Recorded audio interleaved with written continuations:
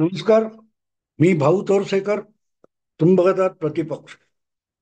मित्रांनो, काल परवाच रतन टाटा यांचं निधन झालं. आणि रतन टाटा नेमके कोण, त्यांचे वडील कोण वगैरे मला काही माहित नव्हतं.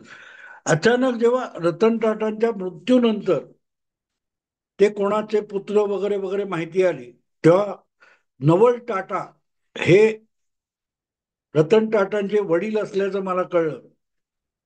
आणि तेव्हापासून नवल टाटा हे नाव माझ्यासारखं डोक्यात होतं. आणि म्हणून आजचा विषय सुरू करताना मला त्या नवल टाटांनी लढवलेल्या निवडणुकीची आठवण येते. 1971 मध्ये ज्या इंदिराजींनी लोकसभा निवडणुका घेतल्या होत्या, म्हणजे लोकसभा बरखास्त केली आणि देशातल्या पहिल्या मध्यावधी लोकसभा निवडणुका 1971 मध्ये झाल्या. त्या निवडणुकीत दक्षिण मुंबईतून नवल टाटा हे अपक्ष म्हणून मैदानात उतरलेले होते. त्याच्या आधीच्या निवडणुकीत सखा पाटलांसारख्या दिग्गजाचा जॉर्ज फर्नांडिस यांनी पराभव केला होता 1967 मध्ये. ते जॉर्ज फर्नांडिस, काँग्रेसचे डॉक्टर एन एन कैलास असे दोन दिग्गज पक्षीय उमेदवार उभे होते. अशा वेळेला नवल टाटा या उद्योगपतीने निवडणुकीच्या रिंगणात उडी घेतली. आणि मग प्रचंड, आता जे स्टर्लिंग थिएटर आहे त्याचं बांधकाम चालू होतं. त्याच्या वरचे नवीन बांधकाम जे काही चालू होतं, नुसते सांगाडा उभा होता, तिथे नवल टाटांचं ऑफिस होतं. आणि मी तिथे पत्रकार परिषदेला गेलेलं मला आठवतं. पण आत्ता सांगायचा विषय असा आहे की नवल टाटा यांनी आपल्या प्रचारासाठी एक मराठी गीत रेकॉर्ड करून खूप वाजवलेलं होतं. तेव्हा श्रीरामचंद्र यांचं गाजलेलं एक गाणं होतं, पप्पा सांगा कोणाचे, पप्पा माझ्या मम्मीचे वगैरे असं. तर टाटा सांगा कोणाचे, टाटा सांगा कोणाचे असं एक गाणं नवल टाटांनी त्या निवडणुकीत करून घेतलं होतं आणि खूप वाजवलं होतं. कारण अर्थात त्यावेळेला मुंबईवर मराठीचा फार प्रभाव होता आणि त्यामुळे मराठीत प्रचार गीतं चालायची. आज मला हे गाणं आठवण्याचं कारण असं की सध्या महाराष्ट्र विधानसभेची जी निवडणूक चालू आहे त्यामध्ये उपनगरातल्या मानखुर्द शिवाजीनगर हा जो मुस्लिम बहुल मतदारसंघ आहे, त्या मतदारसंघामध्ये नवाब मलिक हे राष्ट्रवादी काँग्रेसचे माजी आमदार किंवा विद्यमान आमदार आणि माजी मंत्री त्या मतदारसंघात उतरले. पण तो मतदारसंघ त्यांचा नाही. माझ्या आठवणीप्रमाणे नेहरू नगर हा जो मतदारसंघ होता 2009 पूर्वी, तेव्हा 2009 पूर्वी पहिल्यांदा नवाब मलिक हे विधानसभेत निवडून आले. ती पोटनिवडणूक होती. 1995च्या विधानसभा निवडणुकीमध्ये नवाब मलिक हरलेले होते. पण त्यांनी 2000 मला वाटते, सॉरी, 1996 किंवा 97 मध्ये, 98 मध्ये असेल, समाजवादी पक्षातर्फे ते नेहरू नगरची पोटनिवडणूक लढले होते आणि निवडून आले होते. शिवसेनेचे सूर्यकांत महाडिक यांचा काहीतरी हिंदुत्वाच्या वगैरे कोर्ट केसमुळे त्यांची निवड रद्द करण्यात आली आणि जी पोटनिवडणूक झाली होती त्यातून समाजवादी पक्षाचे आमदार म्हणून नवाब मलिक विधानसभेवर पहिल्यांदा निवडून आले. ते नेहरू नगर मतदारसंघातून आले होते. आणि पुढल्या काळात जो मतदारसंघ बदलला तेव्हा ते अणुशक्ती नगर या मुस्लिम बहुल मतदारसंघातून वारंवार विधानसभेत निवडून आलेले आहेत. पुढल्या काळात समाजवादी पक्ष सोडून अबू आझमी यांच्याशी वादविवाद झाल्यामुळे ते बाहेर पडले आणि त्यांनी शरद पवारांच्या राष्ट्रवादी काँग्रेस पक्षामध्ये प्रवेश केला. कदाचित शरद पवारांनी राष्ट्रवादी काँग्रेस पक्ष स्थापन करण्याच्या आधीपासून ते शरद पवारांबरोबर गेलेले असतील, मला आठवत नाही. पण सांगायचा मुद्दा असा की आज ज्या मतदारसंघामध्ये नवाब मलिक निवडणुकीच्या रिंगणात उतरलेले आहेत. तो मतदारसंघ मुळातच त्यांचा नाही. परंपरेने त्या मतदारसंघातून अबू आझमी निवडून येत राहिलेले. दोन्हीही मतदारसंघ अणुशक्तीनगर आणि काय म्हणतात ते मानखुर्द शिवाजीनगर, हे दोन्ही मतदारसंघ मुस्लिम बहुल आहेत आणि त्यामुळे तिथून सातत्याने मुस्लिम आमदार निवडून येत राहिलेले. मला वाटते अणुशक्तीनगरमध्ये किंवा शिवाजीनगरमध्ये 1995 मध्ये शिवसेनेचे नारकर किंवा या नावाचे आमदार निवडून आले होते. पण असो, त्यानंतर कधी तिथे त्यांना यश मिळवता आलं नाही. आज मी हा विषय एवढ्यासाठी घेतलाय की नवाब मलिक यांचा जो मतदारसंघच नाही, तिथून त्यांनी अबू आझमींच्या विरोधात निवडणूक लढवण्याचं कारण काय, याची चर्चा व्हायला पाहिजे. त्याऐवजी अबू आझमी यांना अजितदादांनी तिकीट दिलं, अजितदादा महायुतीमध्ये आहेत आणि मग भाजप हे कसं सहन करतो वगैरे वगैरे प्रश्न विचारले जात आहेत. पण नवाब मलिक यांचा जो हक्काचा मतदारसंघ आहे अणुशक्तीनगर, तिथून त्यांना त्यांच्याच पक्षाने अजितदादांच्या राष्ट्रवादीने उमेदवारी दिलेली नाही. असं असताना म्हणजे ती जागा त्यांच्या परिवाराला दिलेली आहे. नवाब मलिक यांची कन्या सना मलिक यांना अजितदादांच्या पक्षातर्फे अणुशक्तीनगर या मतदारसंघातून उमेदवारी दिलेली आहे. असं असताना नवाब मलिक यांनी अचानक शेवटच्या दिवशी काहीतरी काही दिवस आधी मानखुर्द शिवाजीनगर ह्या अबू आझमींच्या हक्काच्या मतदारसंघामध्ये अर्ज दाखल केला. आणि गोष्ट सरळ आहे की तो मुस्लिम बहुल मतदारसंघ असल्यामुळे आपण तिथे आपलं मत आजमावू शकतो, आपली ताकद आजमावू शकतो. हे डोक्यात गणित घेऊनच आपली मुलगी बाजूच्या मतदारसंघात असताना अलीकडच्या मतदारसंघात नवाब मलिक यांनी अपक्ष म्हणून अर्ज भरला होता. पण जेव्हा त्याची चर्चा सुरू झाली तेव्हा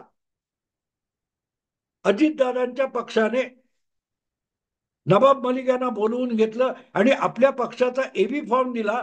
म्हणजे पक्षाचं नाव आणि चिन्ह देऊन अपक्ष असलेल्या नवाब मलिक यांना राष्ट्रवादी काँग्रेसच्या घड्याळ चिन्हावर उमेदवार करून टाकलं.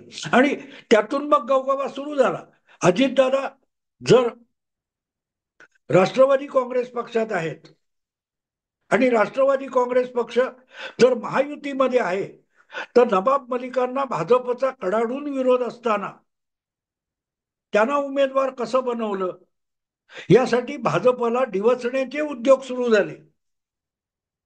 पण राजकारण जर समजून घ्यायचं असेल तर राजकारण महायुतीतल्या दोन पक्षातली भांडणं किंवा पक्षात एखाद्याला घ्यावं की न घ्यावं यावरून उफाळलेले वाद रंगवण्यापेक्षा नवाब मलिक यांनी अबू आझमींच्या बाले किल्ल्यामध्ये सुरू लावण्याचं कारण काय, हा राजकीय विचार केला पाहिजे.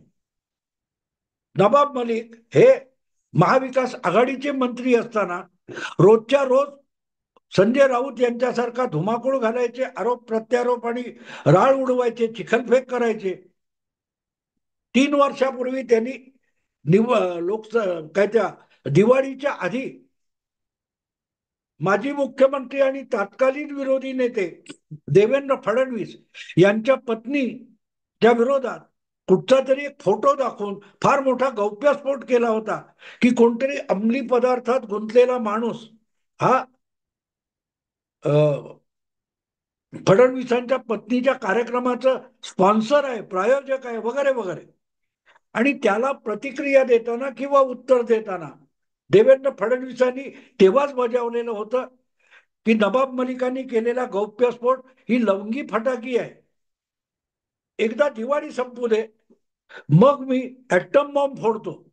आणि दिवाळी संपल्यानंतर देवेंद्र फडणवीसांनी असा काही गौप्यस्फोट केला की नवाब मलिक यांच्या विरोधात ईडी आणि केंद्रीय तपास यंत्रणांना हालचाली सुरू कराव्या लागल्या, गुन्हा नोंदवून घ्यावा लागला, अटक करावी लागली आणि दीर्घकाळ नवाब मलिक हे तुरुंगात जाऊन पडलेले होते. उद्धव ठाकरे त्यांना मंत्रिमंडळातून हाकू शकले नव्हते. त्यामुळे एक प्रकारे तुरुंगात गेलेला मंत्री ही उद्धव ठाकरे यांची मुख्यमंत्री म्हणून नामुष्की होती. कारण उद्धव ठाकरे कितीही टेंबा मिरवत असले तरी मुख्यमंत्री म्हणून त्यांच्या अधिकारावर शरद पवारांनी गदा आणली होती. कारण नवाब मलिक यांना अटक झालेली नसताना सुद्धा अटक होणार हे गृहीत धरून शरद पवारांनी घोषणा केली होती की नवाब मलिकांना अटक झाली तरीही ते मंत्रिपदाचा राजीनामा देणार नाहीत. आणि अटक झाल्यानंतर सुद्धा जवळजवळ 3-4 महिने नवाब मलिक तुरुंगात होते पण मंत्री पण होते. हा सगळा इतिहास मी एवढ्यासाठी सांगतोय की ते नवाब मलिक जेव्हा जामीन मिळाल्यानंतर विधानसभेत आले आणि राष्ट्रवादी काँग्रेसच्या आमदारांबरोबर बसले, अजितदादांच्या आमदाराबरोबर बसले, तेव्हा देवेंद्र फडणवीस आणि भाजपच्या लोकांनी जोरदार आक्षेप घेतला होता. त्यांना म्हणजे नवाब मलिकांना राष्ट्रवादी पक्षात घेण्यावर सुद्धा आक्षेप होता. असे नवाब मलिक आज त्या पक्षातर्फे अधिकृत उमेदवार झालेले आहेत आणि म्हणूनच भाजपला डिवचण्यासाठी हा विषय चर्वित चर्वण केला जातोय. पण त्यापेक्षा एक वेगळी गोष्ट बघा की नवाब मलिक निवडणुकीला उभे राहिले तरी त्यातून नुकसान महायुतीचं, भाजपचं किंवा एकनाथ शिंदे यांच्या शिवसेनेचं होणार नाहीये. नवाब मलिक जी काय मुस्लिम बहुल मतदारसंघामध्ये मतं खातील, मतं फोडतील, त्याचं नुकसान अबू आझमीना होणार आहे आणि अबू आझमी हे महाविकास आघाडीचे उमेदवार आहेत. त्यामुळे अबू आझमींचा पराभव झाला तर एक प्रकारे महाविकास आघाडीचं नुकसान असेल. कारण निवडून आले तर अबू आझमी हे कायम भाजप विरोधी गोटात राहिलेले आहेत आणि अशा वेळेला अबू आझमी यांच्यासारखा एक आमदार कमी झाला तर नुकसान भाजपचं नाहीये, ते महाविकास आघाडीचं आहे. आणि अबू आझमींच्या आमदारकीला धोक्यात आणणारा उमेदवार हा नवाब मलिक आहे. मग प्रश्न असा येतो मित्रांनो की नवाब मलिकांच्या उमेदवारीला महाविकास आघाडीतून बोंबाबोंब होऊन विरोध होण्यापेक्षा भाजपच्या गोटातून विरोध होतो, हे नवलाई आहे. आणि म्हणून मला असा प्रश्न पडतो की जर पक्षात सुद्धा भाजपच्या विरोधामुळे नवाब मलिकांना अजितदादांनी घेतलेला नसेल तर त्याच अजितदादांनी आणि त्याच राष्ट्रवादी काँग्रेस पक्षाने अपक्ष उमेदवारी करणाऱ्या नवाब मलिकांना आपल्या पक्षाचं नाव आणि चिन्ह देण्याचं कारण काय? ते निवडून येण्याची गॅरंटी नाहीये कारण तो मतदारसंघच त्यांचा नाहीये. मग अजितदादा असं नेमकं काय साधू इच्छित आहेत? नवाब मलिकांना पक्षाचं चिन्ह आणि उमेदवारी देऊन ते बघितलं तर अजितदादांचाही काही फायदा नाही. कारण नवाब मलिक मानखुर्द शिवाजीनगर मतदारसंघातून निवडून येण्याची बिलकुल शक्यता नाही कारण त्यांचा तो मतदारसंघच नाहीये, तो अबू आझमींचा आहे. त्यामुळे मुस्लिम बहुल विभाग असला, मतदारसंघ असला तरी तिथला बहुसंख्य आमदार निवडणुकी मागून निवडणुकी अबू आझमी यांच्याशी एकनिष्ठ राहिलेला आहे, त्यांनाच मत देत राहिलेला आहे, काम करो न करो. मुस्लिम वोट बँक अबू आझमींना निवडून देते. शिवसेना किंवा इतर पक्षाचे जे उमेदवार उभे राहिले ते सुद्धा अबू आझमींच्या मतदानाला खिंडार पाडू शकले नाही. अशा वेळेला नवाब मलिक यांच्यासारखा तगडा मुस्लिम उमेदवार मानखुर्दमध्ये उभा करायचा आणि अबू आझमींची सीट धोक्यात आणायची, हा एक डावपेच असू शकतो. तो डावपेच अजितदादा का खेळतील याचं उत्तर शोधून सापडत नाही. खुद्द नवाब मलिक हा डावपेच का खेळतील? कारण एक काळ अबू आझमी आणि नवाब मलिक हे एकाच पक्षात होते, समाजवादी पक्षात होते. एक मुस्लिमाला दुसरा मुस्लिम अशा रीतीने दगाफटका करणं अशक्य असतं.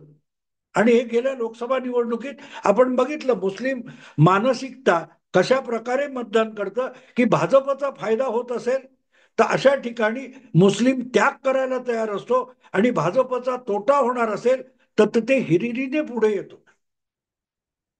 मग इथे असं म्हणायचं का की नवाब मलिक यांना भाजपचा फायदा करून द्यायचा आहे आणि भाजपचा फायदा करून द्यायचा, त्यासाठी अबू आझमींचं नुकसान करायचं, यासाठी उत्स्फूर्तपणे नवाब मलिक पुढे आले असं म्हणायचं का?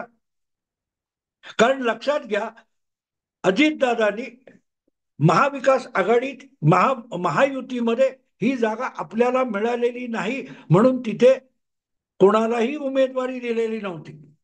नवाब मलिक हे स्वेच्छेने अचानक जाऊन तिथून आपला उमेदवारी अर्ज अपक्ष म्हणून दाखल करून आले. नवाब मलिक यांनी अर्ज भरला, याची मीडियामध्ये बातमी आली आणि त्यानंतर याची चर्चा सुरू झाली आणि त्यानंतर त्यांना एव्ही फॉर्म देण्यात आला, म्हणजे अपक्ष म्हणून नवाब मलिक उभे राहिले आणि नंतर त्यांना अजितदादांच्या पक्षात घेण्यात आलं. आणि म्हणून मग प्रश्न असा येतो की हा वेगळा काही डाव गेम खेळला जातोय का? कारण सरळ आहे मित्रांनो, कारण सरळ आहे. जर त्यांना अजितदादांच्या पक्षातर्फे उभं करायचं होतं तर अजितदादांनी यापूर्वीच त्यांना पक्षात घेतलं असतं, पण भाजपचा विरोध असल्यामुळे अजितदादांनी ज्या नवाब मलिकांना पक्षात सुद्धा घेतलं नव्हतं, त्या प्रत्यक्ष निवडणुकीत त्यांनाच पक्षाचं चिन्ह आणि नाव देण्यापर्यंत जर गेलं असेल तर यामध्ये आळीमिळी गुपचिडी असू शकते. नवाब मलिक जर अबू आझमींचं नुकसान करणार असतील तर त्यांना अजितदादांनी पक्षाचं नाव आणि चिन्ह द्यावं, यासाठी भाजपने अजितदादांना आणि राष्ट्रवादीला प्रवृत्त केलंय का अशी मला म्हणून शंका येते. की वरकरणी अजितदादांच्या या निर्णयाला भाजप आणि देवेंद्र फडणवीस किंवा त्यांचे सहकारी कडाडून विरोध करणार, पण प्रत्यक्षात अजितदादांनी तसं करावं यासाठी फूस लावण्याचं काम भाजपनेही केलेलं असू शकेल. कारण फायदा भाजपचा आहे, फायदा महायुतीचा आहे. मला वाटते ती जागा वाटपामध्ये शिवसेनेकडे एकनाथ शिंदेकडे गेलेली आहे.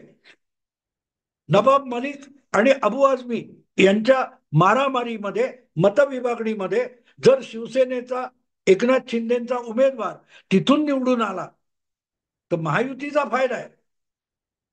अबू आझमी पराभूत झाले तर त्यांच्यासारखा सारखा बडबड करणारा मुस्लिम नेता पराभूत होणं हे सुद्धा जमेची बाजू असू शकते. आणि म्हणून भाजप यासाठी प्रयत्नशील असू शकतो. नव्हे, भाजपनेच एक प्रकारे सूचित केलेलं असेल, दबाव आणला असेल की अजितदादांनी याला अपक्ष म्हणून उभं राहून न देता पक्षाचं अधिकृत चिन्ह द्यावं आणि अधिकृत चिन्हावर अधिक मुस्लिम मतं फोडली जाऊ शकतात.